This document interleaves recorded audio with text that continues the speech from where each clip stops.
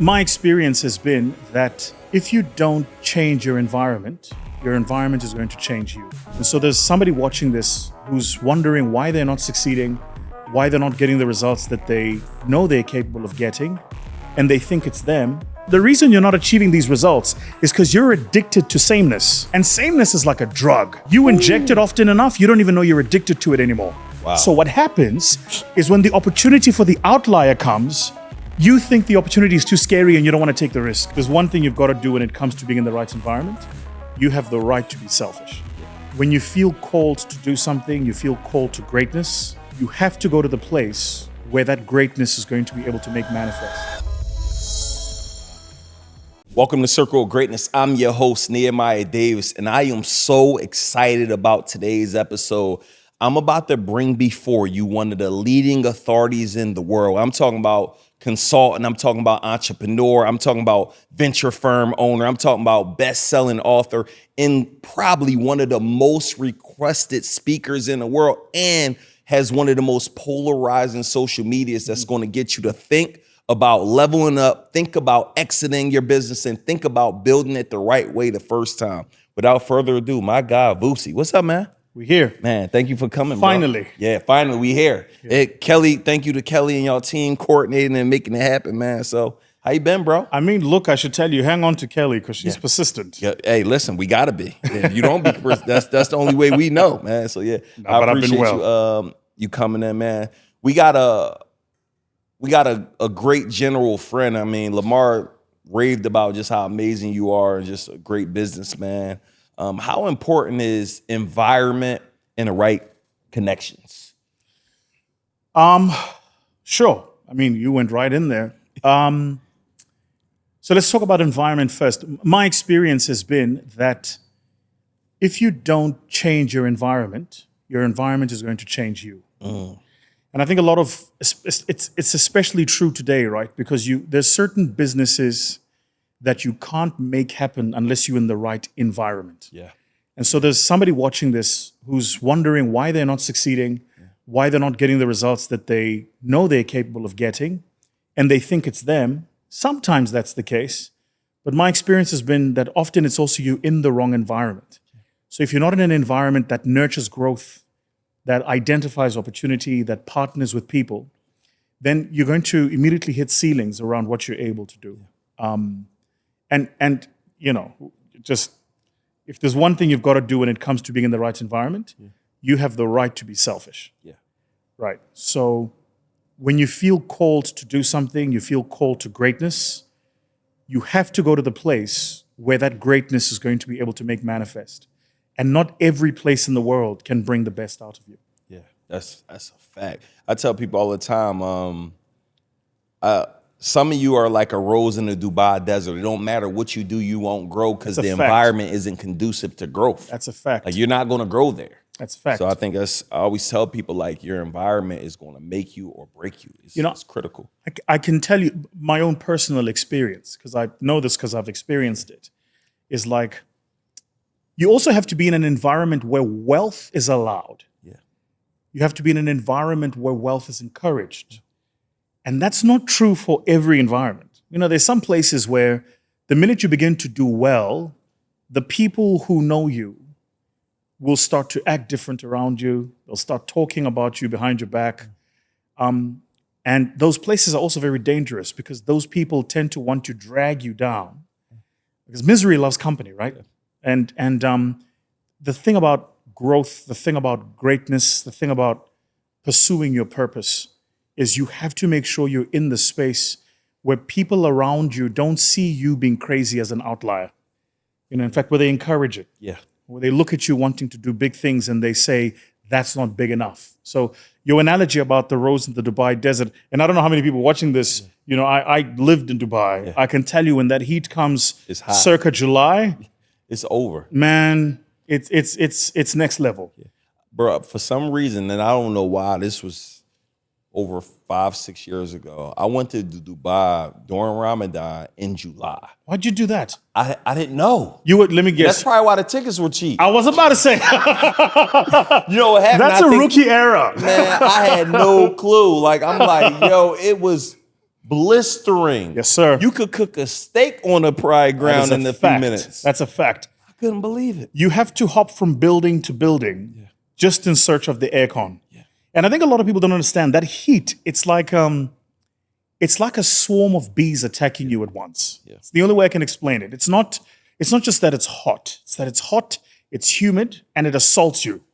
So you just step into the sun and you feel the heat everywhere. You inhale and your lungs heat up because that's all you're breathing in. It's just heat. Yeah. That Dubai heat, man, that Middle Eastern heat in the middle of the year, let me tell you, that'll get your mother-in-law to love you. Hey, listen to me, bro. It was crazy. I literally could not believe it. Man, you spoke at, man, I went a few years ago. I went with a few buddies and I'm mad. I missed the meeting with Robert Smith or whatever. I was with my brothers, Earn Your Leisure, and I didn't have my hotel badge because I got there late. So I missed that meeting, which bothers me. But I went to the World Economic Forum in Davos, Switzerland this particular year. I know you spoke there. And one of the things I know about them, they're always talking about just the future, what's next, right? What do you see? And I want to add, it's two parts. So I went to Davos, but prior to that, we were in Ghana, right? And that's when they told me, "Yo, you need to come with me to Davos." I'm like, "Bet, I'm there." And I met another gentleman, and I forgot his name, but he owns like an oil rig in the middle of the ocean. They said he's like a billionaire. I got to get you his name, but based in Ghana. Based in Ghana, right? No, he's based in Nigeria, right? And he said, "Listen, man, you could bump your head and build a multi-million-dollar business and do everything wrong in Africa. What do you believe is the next biggest thing in Africa right now? Because I know you're investing in emerging founders, you're investing in emerging businesses. Like AI is right now, probably for the foreseeable future. But what do you see 10 years from now that somebody need to really be looking into today?" That's a good question. So from an African perspective, and it's difficult to explain it for people who haven't been, but Africa still has very foundational things that we're solving. So I was in Ghana, for instance, before I came here, and 3 weeks ago I was in Zimbabwe, and between Ghana and Zimbabwe I was in 3 other countries. So I get to see Africa from the vantage point of the globe, and Africa still has like very simple, base issues we've got to solve. So we've got to solve agriculture at scale, delivered affordably into the household. Yep. We've got to solve building a middle class and using financial services to drive middle class. So I think the lending rate here in the US is what, circa 4%, I think? Maybe you could borrow at the bank. Depends. I mean, there are countries in Africa where you're getting a corporate lending rate at 24%. Wow. By the time you're trying to build a home, you're getting it at 30%. They give you APRs for credit cards. Exactly. Yeah, that's crazy. Exactly. Yeah. And by the way, that's on asset-backed finance, right? Yeah. So you're not even moving into personal loans. Yeah. So personal loans will be at usurious rates. Yeah. Electricity, we still got to solve the electricity problem. I've got this because we're busy raising an energy fund at the moment. I've got this graph that I look at that shows percentage access to electricity by African countries. And it's like the North African countries kind of have their act together. So Tunisia, Libya, Morocco, Egypt. South Africa, where I'm from, is an outlier.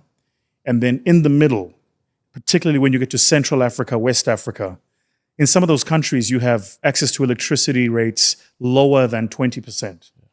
The reason I'm mentioning this is because when I come here, I hear people talking about very advanced industries, artificial intelligence, etc.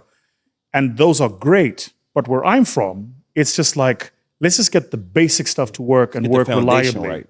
And so, that's one of the changes we've had to make in the firm. We were like, well, where are the industries that are going to grow reliably and are going to grow into the foreseeable future? That's why Trump just did a deal with Rwanda and Congo, right? I mean, Congo is the wealthiest country in the world, bar none, when you consider the amount of minerals under the ground.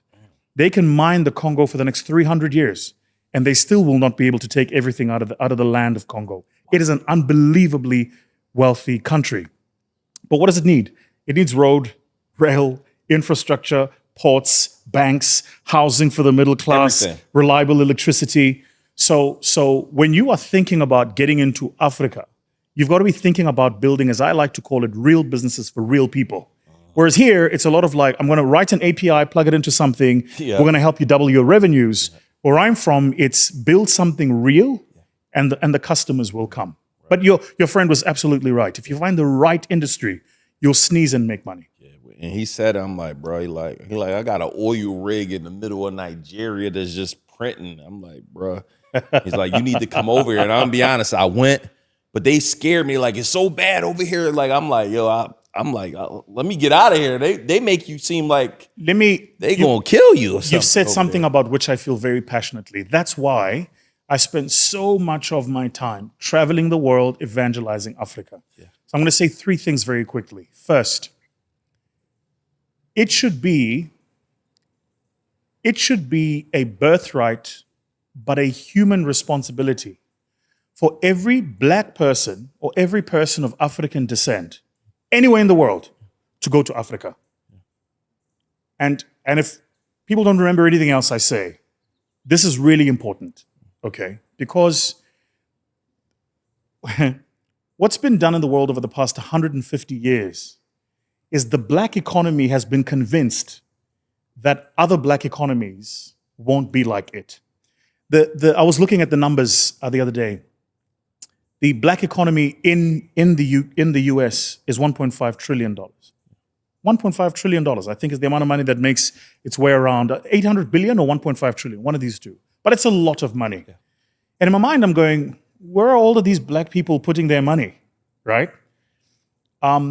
The assets you could buy and the value you could get for those assets, if you took a little bit of that money and you were investing it into the continent, game changing. Right. And the difference is every dollar you invest in the continent, invested correctly, actually changes a life.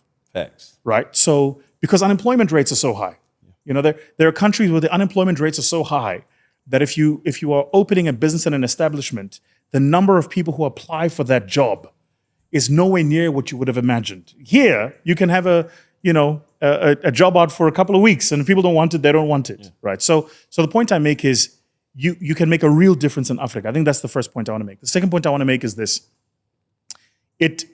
I took the opportunity to be on your podcast because I understand the influence that you have, and I think it's really important for black people in the United States to know that Africa is not a dangerous place where you can't come, you can't travel, and you can't. Yep. Now, listen, everywhere in the world, there are people who are going to take a chance. 100%. Okay, so what you want is to have reliable people, good partners that you can work with, who will make sure that that your interests are taken care of. So first, travel the continent. Yep. Necessary. Yep. And a couple of places you got to go. You got to go see the gorillas on the silverback gorillas in Rwanda. I gotta go see. I just saw my homies do that. You just I just saw that. Like Lewis Hamilton just went. Yeah. So you've got to go see you've got to go to the gorillas. If you go north, you've obviously got to go to the pyramids in Egypt. Yep, did that. Right. Yep. You have to go to the Atlantic seaboard, Cape Town. Yep, you have to see the beauty of kind of where the Pacific and the Atlantic connect down in Cape Town in South Africa. Yep. The reason it's called the Cape of Good Hope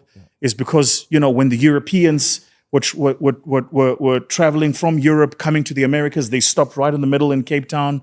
And so you catch a lot of history of the world. It's like when I went there, I saw heavily white Africans, they call it? Oh, yeah. Is that, yeah. I mean, that's a big part of it. Cape Town is Is that the European piece that you're referencing? Yes. Okay. Cape Town also has a very complex history because it was the node into South Africa. Yeah. And in part the node into many parts of Southern Africa that Europeans kind of came through, right? So the first Dutch settler, Jan van Riebeeck, settles in Cape Town 1652. That's before the Gettysburg Address here. Yeah. It's before the Proclamation of Independence here. So Cape Town has had a very long, complex history. But you got to go to Cape Town. Yeah. You got to go to Cape Town. Yep. You've got to go to Namibia. Beautiful Namibia. Say that part again. Namibia. Okay. Yeah, I got to check Donald Trump called it Nambia. Okay. The Namibians were pissed. Yeah. But Donald will say anything, bro. I mean, look, I want to come back. I don't want my visa canceled. Yeah. So we love you, Donald. Yeah. But there's this beautiful place in Namibia called Swakopmund where you have the desert meeting the ocean. Yeah. And I don't think you see anything like this anywhere else in the world, bar maybe the Middle East or Dubai. So all of these are places that you have to travel. And what I say to people is just do one trip a year. Just one trip a year. You know, today from Delta, you can kind of fly anywhere. Literally.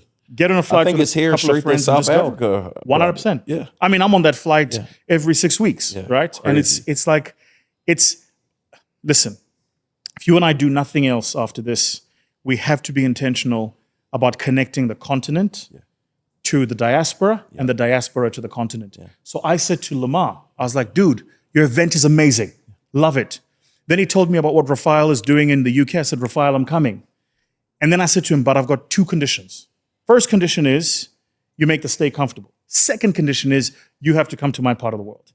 Because if we can demystify it in our heads, man, it'll be a game changer. Man, we could get thousands of people over there. It'd be a game changer. Your business, the services that you offer, the number of small and medium-sized businesses that need the help that you can offer. I said the same thing to Lamar. I was like, man, you're doing well, but you've got to be able to come and offer this in our part of the world.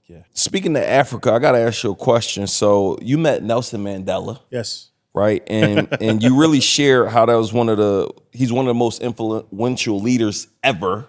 True right? story. How did that moment shape your life? Like, what did you take from that to be the man you are today? Like, how was that experience? And I know you meet important people all the time, but that's like, it's a legend. Yeah. You know what I mean? Like, that's a good point. So the first thing I would say is that, maybe once in a generation, there are some people who can change the laws of physics. Mandela was like this. Like, if he walked into the room, the temperature dropped by 1 or 2 degrees. Even if you didn't see him, you could just feel it. Like, oh, something just changed, right? He carried something special about him. But the second thing is, a lot of people talk about the amount of time he spent in prison. And I can recognize why that's something worth noting. Let me tell you what, for me, is the part about his life that really was like, wow, is that first, he was a lawyer before he gets arrested. So before he gives of his life into the struggle for the liberation of Black people in South Africa, he's a professional. At a time, a date, and an age when there weren't a lot of professionals going around who were of color, right? Because what the apartheid system was doing was it was implemented to keep as many Black people from progressing into their full potential as possible. It was an intentional system. So just stuff like the education system. There was a stream of education for Black people, a stream of education for, as they call them, non-whites, and then a stream of education for white people. And Madiba broke through all of that, becomes a lawyer. He feels the calling. He joins the political party, the ANC, and he begins to lead for the liberation of his people. Then he gets arrested. And I'll tell you an interesting story. So many years ago, I got to share the stage with a guy called George Bezos. Who was related to Jeff? He's not. He's not. But George was Nelson Mandela's lawyer. Okay. Right. So George tells me the story backstage. He says, they've tried the case now, and it's almost certain Nelson Mandela is going to get given the death penalty. Because again, that's a part of the story people don't know, right? The apartheid government had the death penalty. We don't have it in South Africa today, but they did, and they would kill people, right? And so for the crime that Madiba had committed, the statute said death penalty.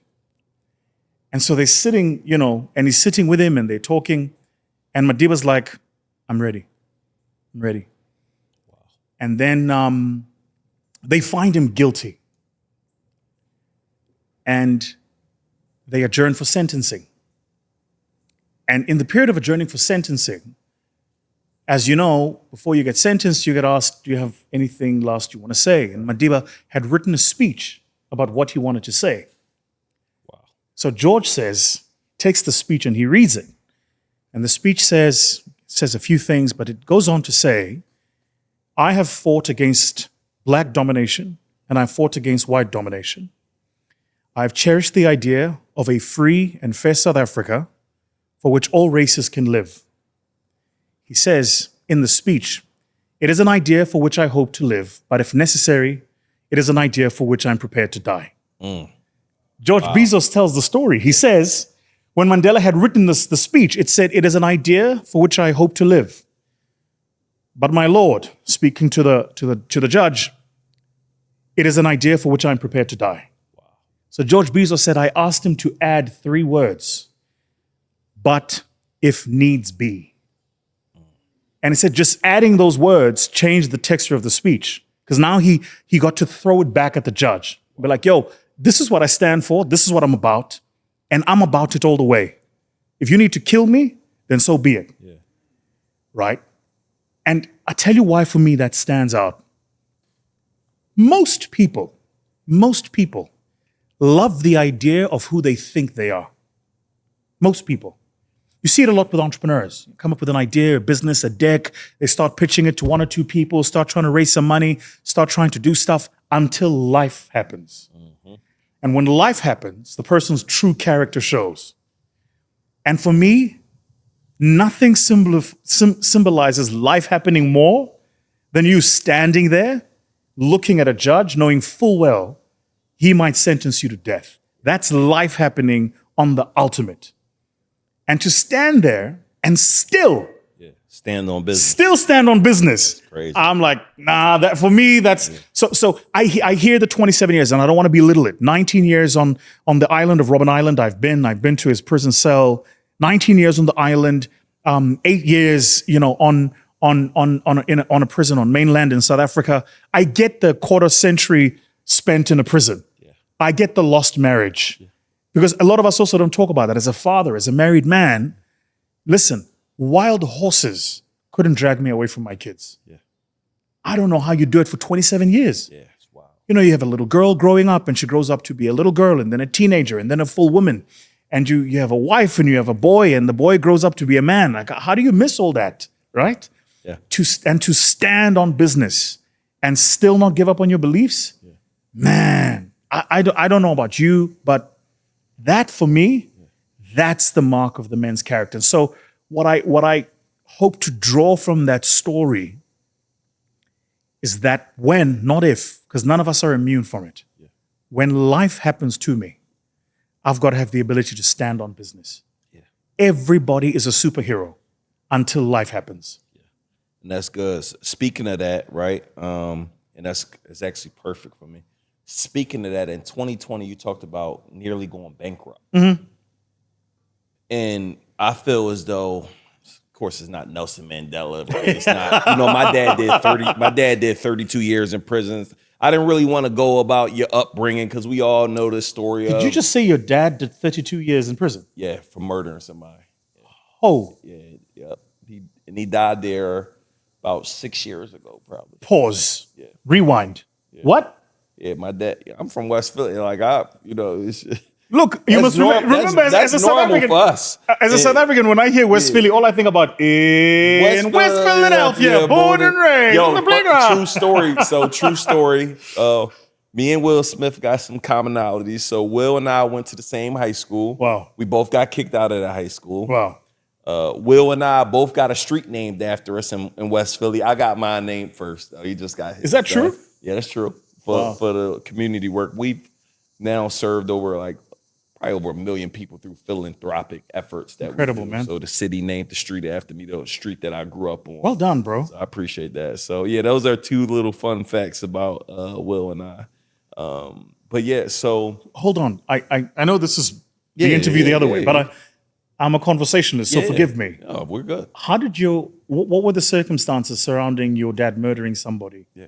I don't know. My mom didn't quite tell me. My dad was like a gangster. Like he's selling, heroin, dope. Like my dad whole face was like, he's a chemist, cooking up drugs. So every time I saw, all his hands are all white, specked all over because the kitchen blew up that he was cooking up the dope in. So he says he didn't murder the person. Most people who do criminal things say they didn't do it. Innocent, so I don't know if it's true or not true, but he was a terrorist. Like from my end, like he he was about business. Like he didn't care. So, you know, he got caught evidently and he died in prison. And that's why I tell a lot of these young men and young women, I'm like, especially the young, you are one decision away from the life you want or the life you don't want. It's a true Like, story. I'm preaching like 32 years in prison.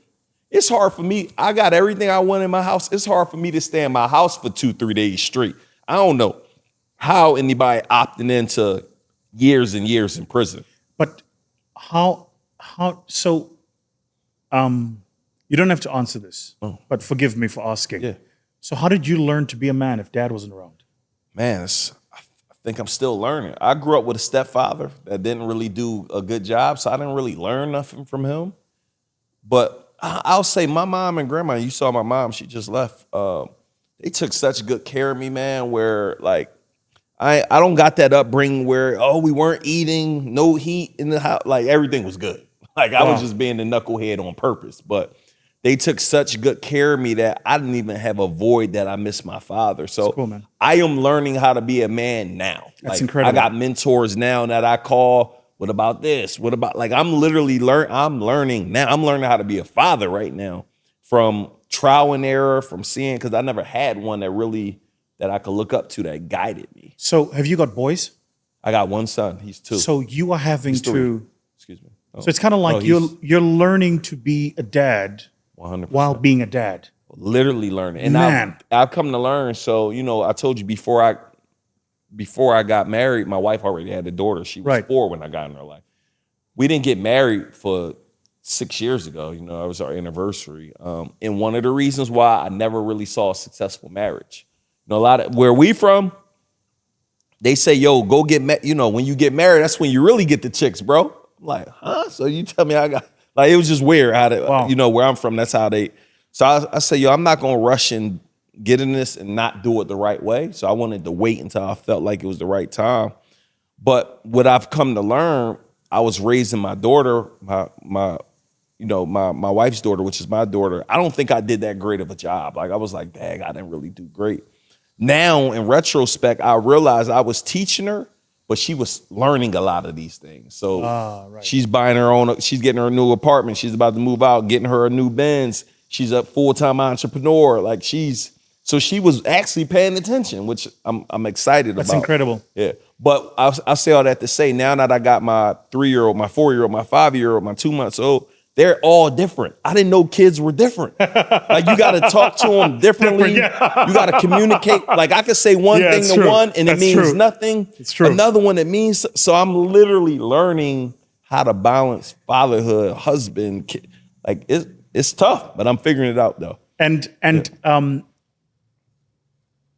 do you? How do I ask this? Do you have a sense of any toxic traits you have because of what you might have lacked growing up or what you might have been overexposed to? Toxic traits. So are you like overly aggressive? Are you controlling? I'm tough, man. I'm a straight shooter. You know what I mean? Like it's not focused much on feelings. I'm focused a lot on the result, especially in business. I know you talked about sometimes you just got to be cutthroat. You got to do what you got to do, yeah. You got to do. But I care too, but I'm trying to get a result, whether with my family, whether with our business, whether I'm trying to move things forward. But toxic traits, I don't know. I mean, my wife would probably have to answer. Like, I'm sure. Yeah. I'm sure she might have something to say. She said I'm rough though. She said it's tough being with me. You know what I mean? In terms of, you know, we demand a lot. So last question on this. So your dad died in prison. Yep, in prison. Do you have a memory of ever seeing your dad not in prison? Never. No My memory. God. Zero memory. My God. Only memory I got to see him in the prison. We going to the vending machine, ordering the little stuff out of the vending machine. I have no memory. I do have a picture that my mom gave me of where we're hanging out, but I don't remember none of it. And that's why I want to be present in my children's lives now. Wow. Yeah. Wow. Yeah. I lost my father when I was 13. He was murdered. Wow. Sorry to hear that. And it's a funny thing. I mean, And 13 is such an interesting time, right? Because it's kind of the time when a boy becomes a man. Yeah. And so a lot of what you need to model is just not there. That's why I'm asking these questions, because then I'm like, so how did you learn what masculinity is? How did you learn how to draw boundaries? Yeah. And it's stuff, I don't know kind of where you sit on this, but I watch a lot of the contents on social media and I'm just like, who came up with this bullshit? Yeah. And my mom wouldn't let me do certain things, right? Ain't no playing with dolls, ain't no walking in my shoes. It's just certain stuff that, I like your mom. yeah, it's just certain stuff she's just not standing by. Like, yo, you're not going to do this. Like, so I'm doing the same thing for my children. There's certain things you can't do in our household. Right. You know what I mean? And based on what I learned from her. And you keep saying you're from West Philadelphia. Yeah, West Philly, yeah. Is that to say that different parts of Philadelphia have different... Yeah, so you got West Philly, you got North Philly, you got South Philly, West, North, South. Are they different in terms of how people experience them? No, and they just different ghettos. Right. You're just in a different ghetto. You're in the North ghetto, you in the South ghetto, you in the West. They all now they getting better, but 20 years, you got good parts of West Philly. I lived in the good part and I also lived in the bad part. You got good parts of South Philly. South Philly is downtown by the stadium, but then you got bad parts of South Philly. So every part got a good and got a bad. I'm almost done. Oh, you're good. You're good. What is it like being black in America? Yeah, that's a good question. What is it like being black in America? I mean, I think being black in America, I think it's different for everybody based on where you're at, right? Where you're at. Fair point. Fair point. With economics, where you, like when you in the hood in the trenches, it's rough, man. You trying to figure out how you going to eat. You trying to figure out how you going to keep your lights on. You trying to figure out, it's certain things you trying to figure out. I want to say it's tough because where we from, black, you don't have no mentor. Like for you, like you were like perplexed, like, yo, you didn't have your dad. That crap is normal. You know what I mean? It ain't even, I can't name all the people I grew up with. Most of them didn't have no dad, like in their life, like, or most households, from where I grew up, you never had both parents in the house. You may have a dad, but there's not like my wife, she haven't talked to her dad in 10 years. It's not even, that crap is normal where we from. Shit. It's not no, so it's not, when you say dead in jail, like that crap is normal. You understand the kind of intergenerational problems that causes, right? Sure, yeah, a lot. Because then you breed a generation that breeds a generation that thinks that's normal. Yeah. And so... Yeah, and that's why, you talked about something earlier about, you mentioned something, but Ed Milet, I remember we had him speak at an event. He talked about every now and again there's one person that comes and changes generations. Facts. My hopes is that's going to be me. Facts. That's you. And it's good. And I'm trying to be less of a victim and be a victor. Here's how we grew up, but here's how y'all need to grow up. Like my intentions, people are like, yo, bro, why you keep having all these kids? I actually got a plan. So I'm like, okay, we may have 6 or 7 kids. My goal is to have 40, 50 grandkids 40 years from now sitting at the table and remember that I did this. I put insurance on y'all. I'm like, y'all got businesses. Like, you put a trust in place. Like, I'm not really a great fan of Trump. Like, I'm not big into politics, right? But his kids can run a country. Facts. Ivanka could go run a country. Yeah. I'm trying to be like, yo, my kid's in position to go run something. Yeah. And that's my responsibility to help them go do that. That's so real. Thank you for that. So that's what. That is real. Yeah. So I just try not. I learned. You gonna complain about it, or you gonna do like? How long you gonna talk about? People keep talking about. Oh, my dad locked it. How long are you gonna be a victim mentality? Everything wrong. Everything going wrong. How long are you? I only focus on what I can control. And look to go make the best of it. What you said is something, I live by this philosophy, right? Which is your excuses are valid. Yeah. And that's the problem. Yeah, that's the problem is that if you verbalize or write down your excuse, you're actually 100% right. Yeah. You are not lying. Your experience is true. You actually had that experience. Yep. Life isn't fair. easier for somebody else. And all of those things are absolutely valid. Yep. And that's the problem. The problem is because they're valid, you take them to be a sentence on your life. And then you think, the rest of your life is just, this is not the trajectory that you've got to follow. It's very difficult to go, in spite of these things, I'm going to choose a different direction anyway. That's very hard. So good on you for doing that, man. Appreciate it. Well done. Man. I appreciate it. I just honestly don't. It's kind of like an entrepreneurship. I've been full-time now 15, 16 years. And they be like, what's the toughest part? Well, when I got fired from my 10th job, I worked at the private airport. I said I'm mentally unemployable. So I've never looked at anything that I'm going through. Really, it's a tough time because it's a part of the process. You're going to go through some stuff that are going to challenge you. So I just want to, one of the things I think, and I don't know if you guys have a sense of it here in the US, right? But from an outsider's perspective, one of the things I observe about the US, and set aside all the idiosyncrasies and, the various different political sides, one of the things I observe about the US is you guys, there is a culture here that it's okay to make it. And sure. I don't think, I'm not sure how many people are actually aware of that. That there are parts of the world where if you make it, you better make sure nobody knows. Right. Right. Because it's cloak and daggers coming for you. Yep. But here, if you make it, you stand up and go, hey, made it. Yeah. Here's my template. Yeah. And then people go, okay, cool. So how do we copy that? Now, it's not to say that society isn't perfect and there isn't jealousy, but it's like the level of permission for you to be successful is very high here. Let me ask you that, though. So with that being said, I know in one of your videos you talked about being cutthroat, being that. How do you balance the two? I mean, I've had to learn to be an a-hole. Yeah. It's not my nature. I'm an empath by nature. Yeah. I can see that. Yeah, but I've also learned that my role as a leader is to be unreasonable. Otherwise, what am I leading? Yeah. It's like, last night I drove past the residence where Martin Luther King stayed, right? And I was thinking about his legacy. And I happened to share the stage with Ambassador Andrew Young last year.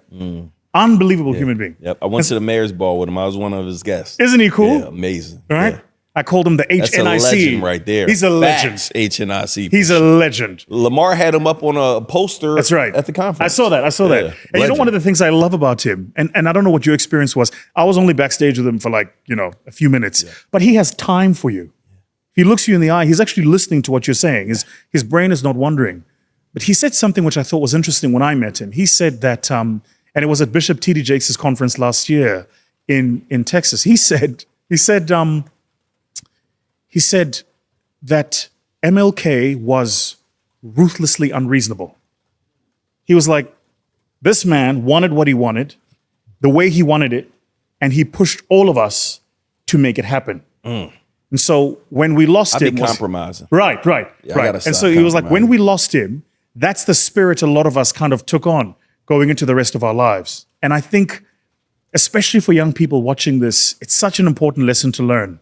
You have the permission to be unreasonable. Yeah, so if you don't fit in, great. If they don't like you, great. If you're an outlier, great. I be feeling bad sometimes. I'm like, yeah, they ain't gonna like us too much. They ain't gonna be a fan of this. So I say to my team, I would far rather you like the person I'm making you than like me as a person. That's good. Ooh. Because what a lot of us in leadership do is we make being liked more important than being potent. So I'm going to push you so hard that you're going to be the best at this. I want you to like that person more than I want you to like me. That's good. Which means I'm willing to sacrifice you unliking me so you can like what I'm doing through you, right? And I can do it for the other person because I do it for me. I look at me in the mirror and I go, I'm going to push you to be the next best version of yourself. And this version of you is going to hate what I'm going to do to this version of you for that version of you to happen. Okay, great. Let's go. Wow. And that push, man, listen, we live in the best time it's ever been to be human beings. Never in the history of our species has the world had the resources, technology, money, connections we have today. It's up to us. Yeah. It's on you. And the people who are not doing anything with that opportunity, who are being lazy, those people are in such big number that those of us who are outliers have a lot of job to do. So I'm like, let's just get to it. Yeah, that's fine. I got a question too. That was good. That kind of lead in there. So with you, man, you're talking to CEOs. You're looking at companies to invest in. Given your experience advising Fortune 500s and emerging African founders. Yeah. What is the strategic questions that you're asking them to unlock their next level? That's a good question. Yeah. It's a good question. So let me tell you how I choose my clients. I like that. Choose your clients. I choose my clients by testing how much sameness they are suffering from. Sameness. Same thing over and over. Same year, same results. Same. Now, what's crazy is sameness creeps in. So you can achieve a 5 to 10% growth, but still be the same. Right? Yeah. It's incremental. So when I look at the clients I want to work with, I go, do they suffer from sameness? Mm-hmm. Because my job is to be the shock factor, right? So your question was, what am I advising them to do? Yeah. What are the conversations? Yeah. The first conversation, the first very big conversation is, we have what we call an inverse possibilities conversation. So write down on a piece of paper for me all the things you think might happen. And we go through that exercise. And then I say, now let's invert that. And the reason I want us to invert that is because people think possible insofar as their realm of what they can imagine. Inverting that forces your brain to go, so it says, here's a good example. Say, your YouTube channel is at 250,000 followers. I go, write down what's possible. You go, we might double that. Yeah. I go, great. Let's invert that. Let's make that 12x. What does a 12x look like? Yeah. Okay. Now, it's not a goal, but it's a think exercise. Yeah. It's like, how do we think about it?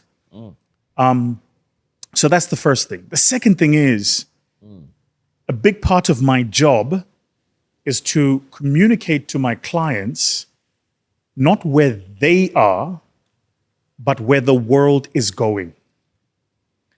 You know this because you work with entrepreneurs. Entrepreneurs are like this, right? So they have their business, their problem, their solution, their industry.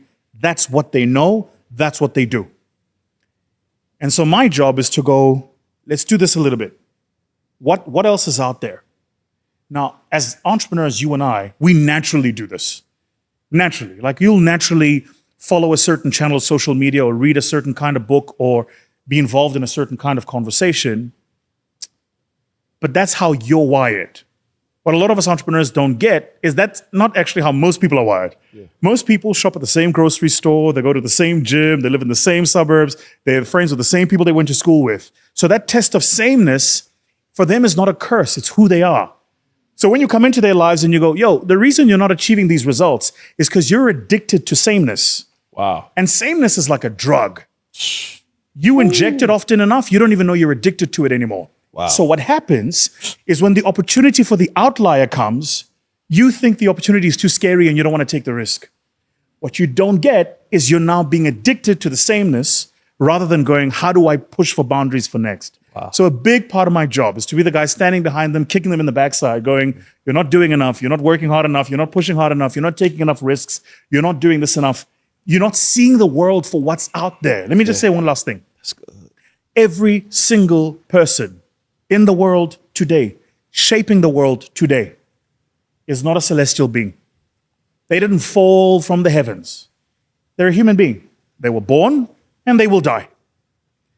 Once you understand that every single person shaping the world is a person just like you, the competitive nature in me goes, well, what's so special about Sam Altman? Yeah. Okay, he can write a bit of code. Shit, I'll learn some code. Yeah. Shit. Yeah. I might even steal his code. Yeah. You know what I'm saying? Like, I'm that kind of guy. And so I think that the push, and that's why I love the name of your show, right? Greatness. Yeah. It's like all of us have it. Oh, this is so good. All of us have it. Greatness is like blood.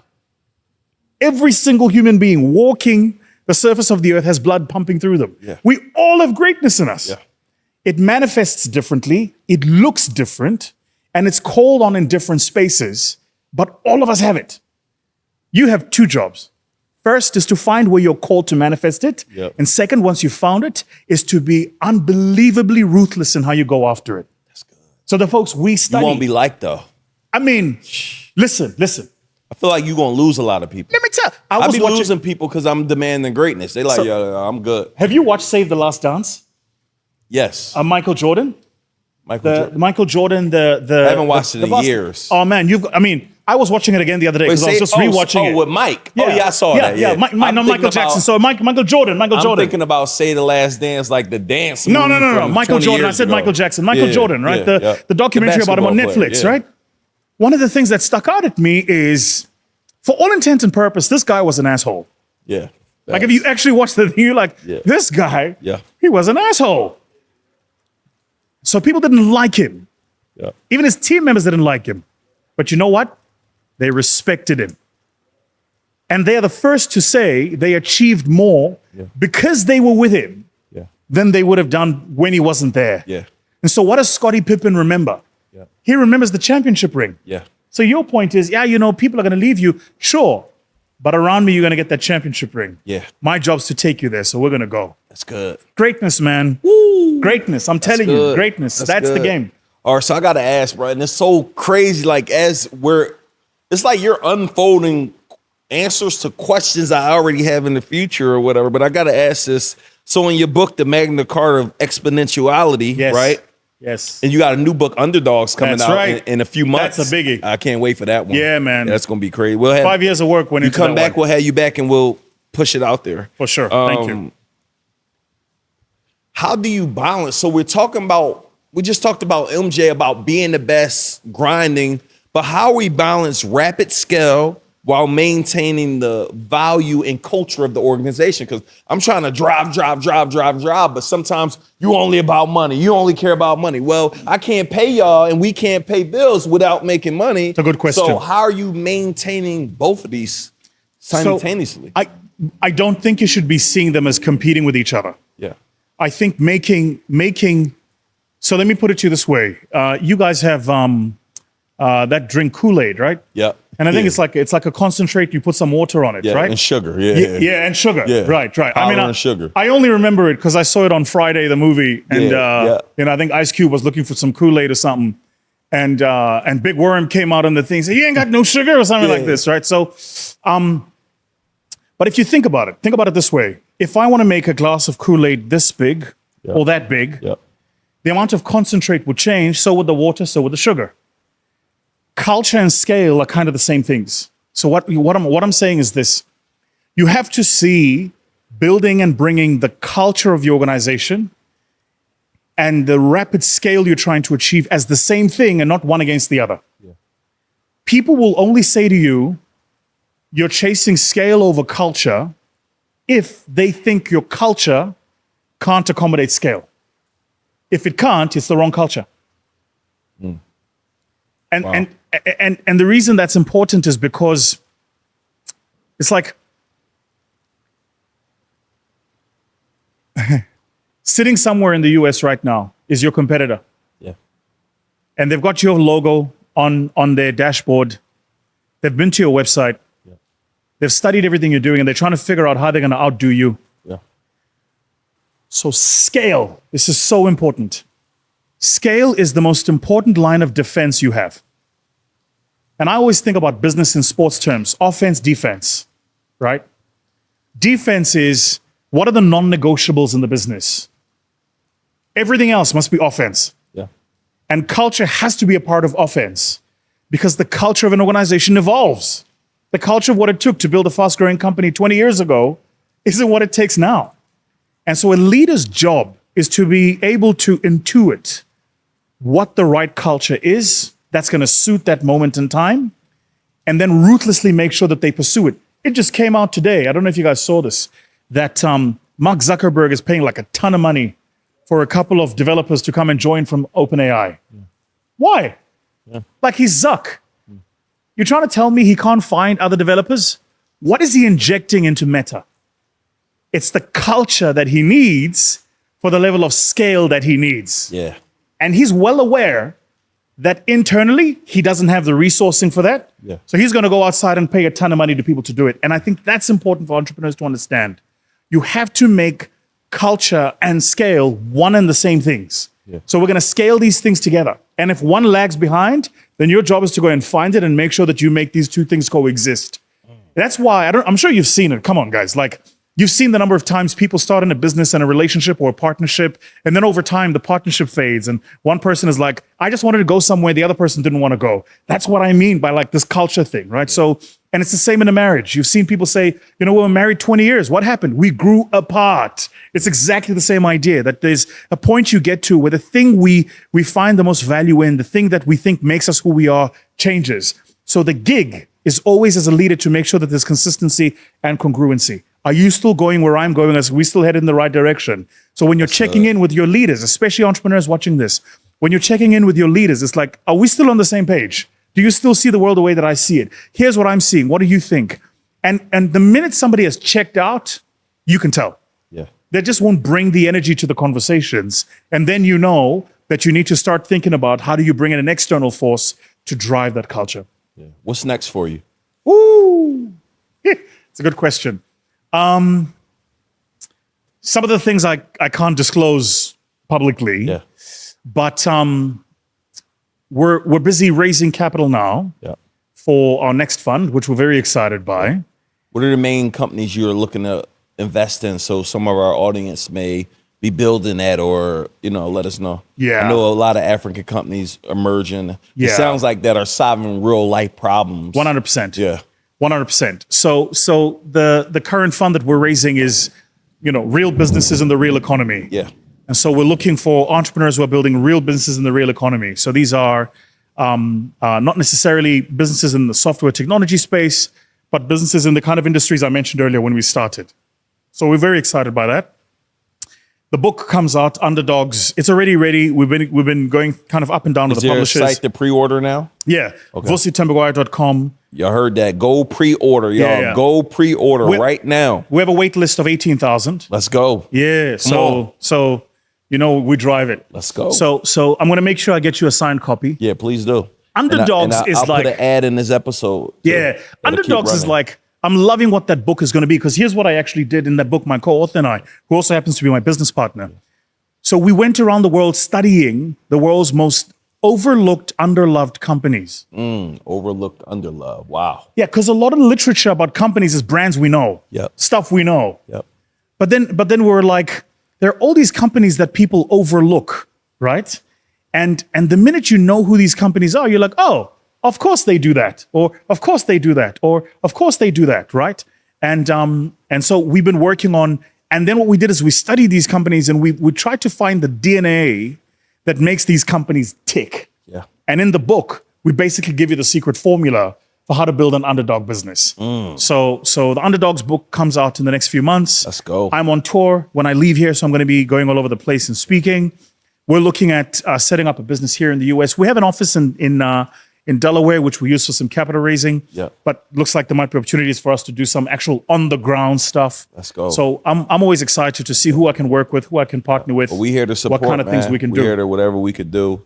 I'm excited just about your vision and just everything you got going on, man. Let's do it. I just want to say thank you for coming on the show. I am my ready brother. when you are ready. Let's go, man. So, guys, with that being said, man, we're going to do a part 2 in the future, man. Underdogs is on the way. I want you to go pre-order it. If you're looking to put your money in the right place, I want you to look into the fund, y'all, and look into Africa. Like, maybe we're going to do a trip. We're going to maybe bring thousands of people over to Africa, and we're going to create a moment, and we're going to create something amazing. So, y'all, thank you once again for tuning in. Make sure you tap into Vusi. Follow him on all social media. Let him know your socials and everything, please. At Vusi Thembekwayo. Can't miss it. Yeah. Just type in VUSI. It'll come up because I know you can't spell his last name. So just type that in. And that's probably why I haven't pronounced the last name right. You did well, though. You did well, though. You said it earlier. I don't want to drop it. I didn't want to good. drop it. So, guys, thank y'all so much for tuning in. We'll see you on the next show. Peace.